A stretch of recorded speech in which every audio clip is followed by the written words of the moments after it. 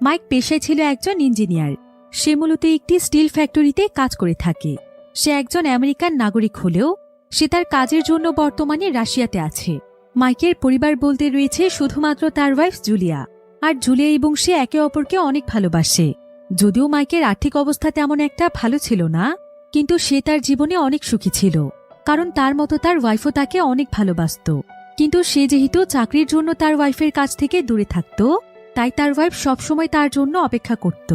তবে মাইক অনেক কষ্টে ছুটি নিয়ে কয়েক মাস পর পর তার ওয়াইফকে দেখতে যেত। এভাবেই তাদের জীবন অনেক ভালোই কাটছিল। এরপর দেখতে দেখতেই তাদের অ্যানিভার্সারির দিন চলে আসে। তাই মাইক সেদিন ছুটি নিয়ে তার বাড়িতে ফিরছিল। আর তার ওয়াইফ তার সঙ্গে ফোনে কথা বলতে বলতে তাকে সারপ্রাইজ দেওয়ার জন্য সমস্ত জিনিসপত্র রেডি করছিল। আর জুলিয়া আজকে অনেক খুশি ছিল, কারণ অনেকদিন ধরে সেই দিনটির অপেক্ষায় রয়েছে। কিন্তু জুলিয়া যখন কাজ করতে করতে মাইকের সঙ্গে কথা বলছিল, ঠিক তখনই হঠাৎ করেই তাদের বাড়ির ইলেকট্রিসিটি অফ হয়ে যায়।